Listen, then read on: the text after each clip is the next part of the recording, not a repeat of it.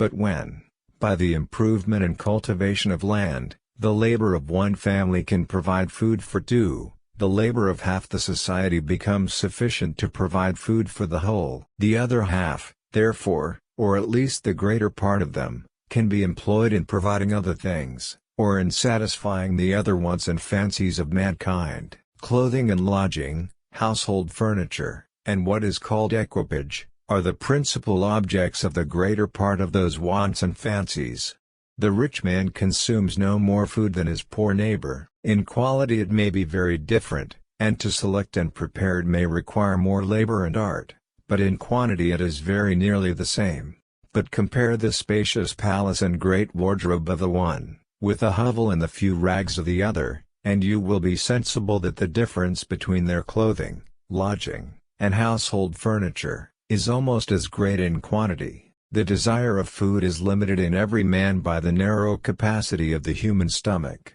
but the desire of the conveniencies and ornaments of building, dress, equipage, and household furniture, seems to have no limit or certain boundary. Those, therefore, who have the command of more food than they themselves can consume, are always willing to exchange the surplus, or, what is the same thing, the price of it, for gratifications of this other kind. What is over and above satisfying the limited desire, is given for the amusement of those desires which cannot be satisfied, but seem to be altogether endless. The poor, in order to obtain food, exert themselves to gratify those fancies of the rich, and to obtain it more certainly, they vie with one another in the cheapness and perfection of their work. The number of workmen increases with the increasing quantity of food, or with the growing improvement and cultivation of the lands, and as the nature of their business admits of the utmost subdivisions of labor, the quantity of materials, hence arises a demand for every sort of material which human invention can employ, either usefully or ornamentally,